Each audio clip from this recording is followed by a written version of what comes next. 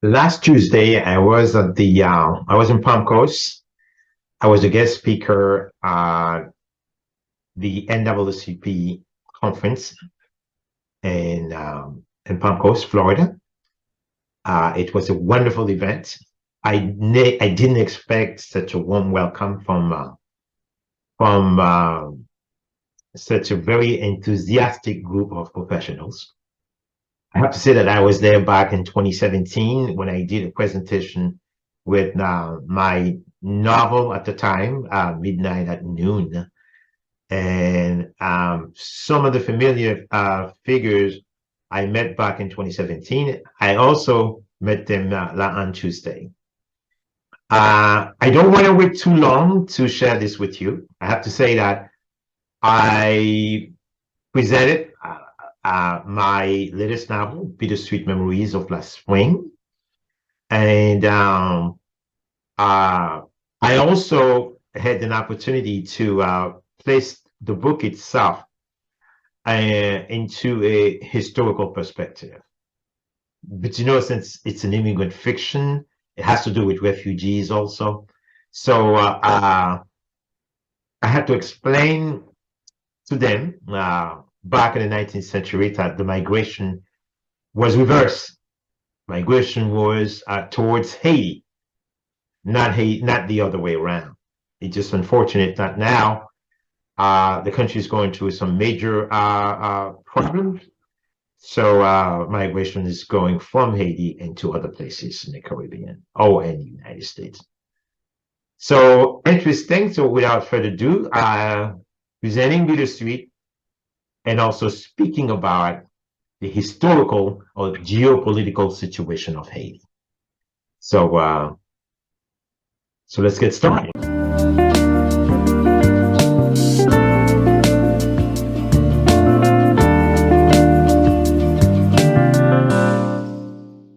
Professor and scholar. He's an essayist and editorial board member of several university publications. And I won't list them because I'm sure he'll share them with you. He's also a member of a multicultural studies professional organization made up of academics aiming to promote cross-cultural awareness. Ardain Isma has written extensively on three main issues: writers' tools for success, social justice, and multiculturalism. He is also the author of Midnight at Noon, a contemporary novel that describes not only the current state of modern-day Haiti, but also provides an in-depth element for readers to understand Haiti and its glorious past. Ardain Isma currently lives and works in suburban Jacksonville. He is probably one of the most dedicated historians for his culture. To chat with him, it's not even a chat, you gotta make time. But Dr. Isma, please come up. And would you bring your book cover, bring your book with you? He's got a new book out that's a fantastic story, and I would do you a disservice in trying to give you the Reader's Digest version. Okay.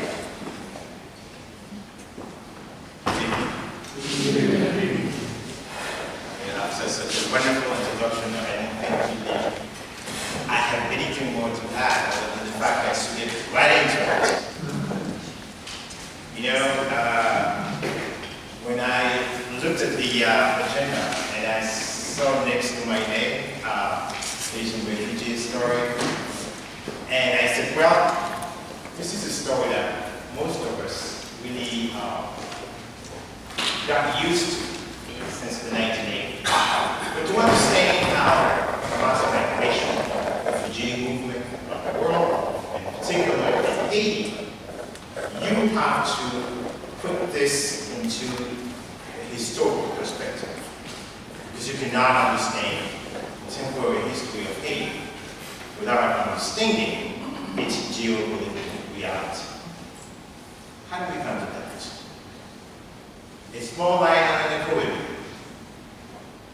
inhabited mostly by slaves, and about a third of the population was Europeans, they had demonstrated, indeed, it was possible to defeat slavery.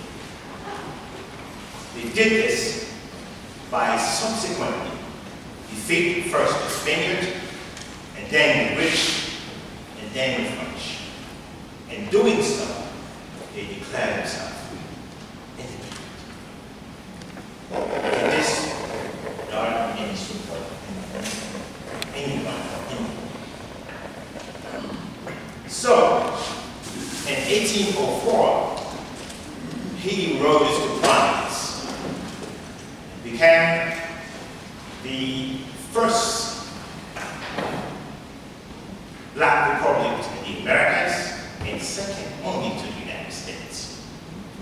It was a bad example because by having a Black republic in the middle of the sea of lines of hatred, so the entire political enterprise was thrown off guard. In the United States, it was consternation. One thing to understand, today we have the internet, we have instant news. But you wonder, back in the early 1800s, late 18th century, information really did not really flow so easily. But however, the minute Haiti became independent, people throughout the Americas, especially slaves, people who have been oppressed for hundreds of years, knew about this story. And everyone wanted to get to disparate places. Everyone is there, free blacks, people of color, they wanted to rush these things. To the point by 1820, the Haitian president, he put out an ad in most American newspapers inviting free blacks in the United States to go and settle into Haiti. So, to tell you also how this act of rebellion, which transcended into freedom, with a bell that kept ringing throughout the Caribbean and throughout the entire Americas, they had to do something to stop it. So they wanted to make sure that the Haitian story was never be allowed to be a successful story. So then on, from the get-go, really, they had to put this into what you call that the geopolitical box, like I said. Because in 1804, the country emerged as a regional power militarily. So it wasn't that easy for the French to return to the island and restore slavery. It was not that easy for the Spaniards to continue to rule the eastern side of the island. And the British had already been defeated. And they were very scared that Jamaica next door to Haiti would not become next. If migration were going to Haiti in 1900, but now you have a reverse migration from Haiti to other places in the Caribbean and other places in the Americas, including the United States. By 1980, the migration movement exacerbated for one reason and one reason only, because economic situation of Haiti, Italy, along with its political turmoil. So what happened? The United States occupied Haiti militarily from 1915 to 1932 for 19 years. And when the United States leaves the country, it puts in place a kind of system of government in which, in other words, whoever becomes president of Haiti since then has to be decreed by Washington. So, this political reality forces the country to be, I would say, I'm not going to say a free fall, but in a very precarious situation.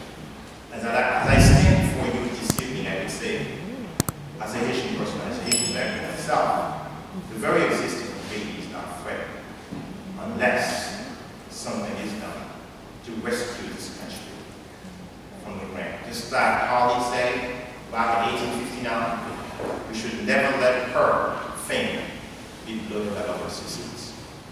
So in 1980, I was a teenager, back only 17 years old. So my parents decided to put me on a boat to come to the United States. I didn't have a government cousin, I didn't know the people on the boat. I was just the boat traveling to the United States. Scared to death. And I was in the high seas. When you look around you, the only thing you see is the sea of the ocean, endless ocean. As if you know the whole world is just like water that you look at. And luckily, we all made it out alive. One summer night in Port Orlando. I was young. I was naive in a sense. I was curious also. And I said to myself, if I can come here, I will always do the best I can to live a life as an American, as a Haitian American. And I knew the only way I could get on to Miami-Dade Community College, just student there, spent 2 years at Miami-Dade, and then I switched to Barry University, and I graduated 3 years later with a degree in computer science. And I went on to do further studies. I went to NSU, Northwest Artisan University, where I switched from science into multicultural education. I had a master's degree in multicultural education, and I went on to get a PhD at Indiana University of Haiti. So I have a very long trajectory of my life. I've seen it all: humiliation, discrimination, all kinds of things that you know about people of color in the United States, even worse than refugee. So in this book, in a sense, which called Bittersweet Memories of Us Winning, I wrote this book from the bottom of my heart. I wrote it because I have 3 children. They will always ask me, how do you feel on that boat coming to the United States? How is life when you were growing up in the street right now? How is the refugee movement? How is the life, the college life, the university that back in the 80s? So I said, well, the only way I could do this and share the story, not just with them, but with the rest of the world, is to write it. To write it. So that's why I decided, I told my wife, you know what? I'm going to have to write a story. This is the quickest book, really, in terms of writing it, because I felt writing this book, although it's a fictional story, but it's a character-driven story. It's the protagonist who tells the story. So writing this story, I see myself writing my own story. And in some of the passages, some of the sections of the book, sometimes I cry, even go back and read it again, because I know we as human, understand what you call human relation is important to build a community. I have to say that. When I was in college, I had a lot of friends, African American boys and girls. We play soccer together. We play basketball together. We went to parties together. You know, and I could see that we're just a human race. If only everyone would see this. But unfortunately, not everyone always understands this. So that's why there's always tension between communities, between ethnic minorities or ethnic, so in a sense, this book is trying to preserve human dignity because you can never be who you are until you understand where you came from. And I remember this great prophecy by Jesse Jackson when he ran for president, and that was in 1987. So he said that I was born in a slum, with a slum not born in me. And later on, Nelson Mandela reiterated the same thought.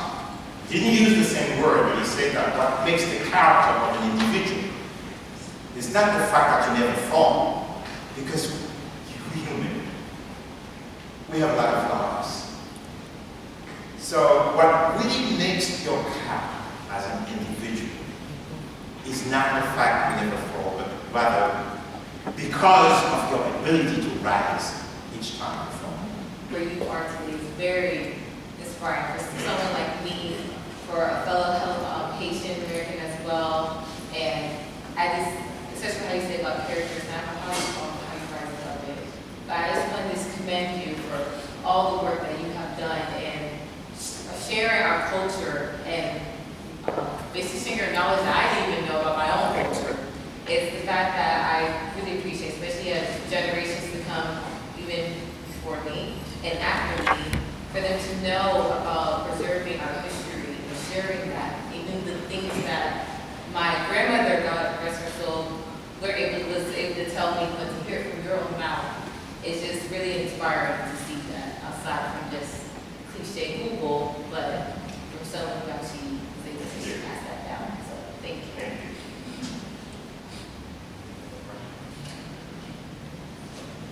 Yes. Currently, Haiti is having a lot of problems economically. After the president was assassinated, gangs, from what I've read, are ruling the country. They, in fact, have really made it kind of like they themselves are running the country. What do you have an idea of what needs and what has to happen within the regain law and order, economic base, and a good money bill? I know it's a huge, thing. Wait, where do you start? Wait. I mean, to understand the game reality in today's day, Harvard also understand that Haiti is not an unstable country. It's a destabilized country. There's a difference between these two words. It's not a poor country. It's an impoverished country. So if you understand these two things, you can easily understand those in power and the so-called friends of Haiti. They didn't want to have the country. They could fix whoever is destabilizing the country could be put in its place. Whoever is impoverishing the country would also be in its place. The book is quite, if you look at the copy, you can get it right here too, but it's selling everywhere. I mean, Walmart, you can get a copy. I can say that. Yeah.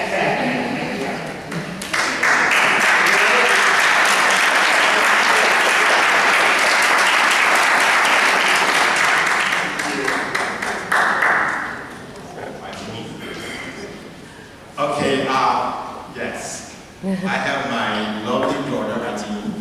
Yes, She is my coordinator. She is my publicist. She is my marketing director. yes, yes. She's my first daughter, and my only one. Yes. I also have two sons. And they all very my name. I have Ardain, I have Ardain Jr., and I have RT. And every time I say that, I say, oh, this man is a growing machismo kind of guy. But I have to rectify it all the time to say, no, every time the child is born, when I get to the hospital, I say, what's the name? Don't worry about it. I don't get it. No, don't worry about it. So the first one was Ardain. When I arrived, oh yeah, it's Ardain. And my son was born. And I said, now this time, I have to choose a name. He says, well, too bad. And he did. So when the last one 6 years after age 6 years apart last time. So I was late for work. So he was born. I wasn't there. So I rushed to the hospital. I was in plantation hospital.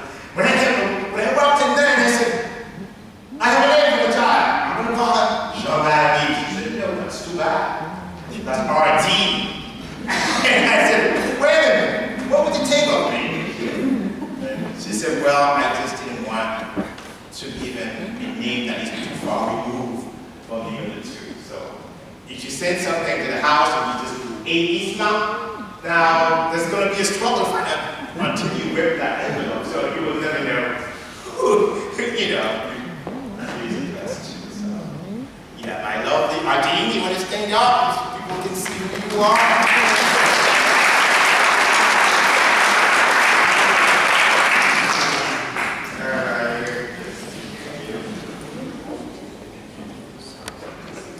Well, one more round of applause for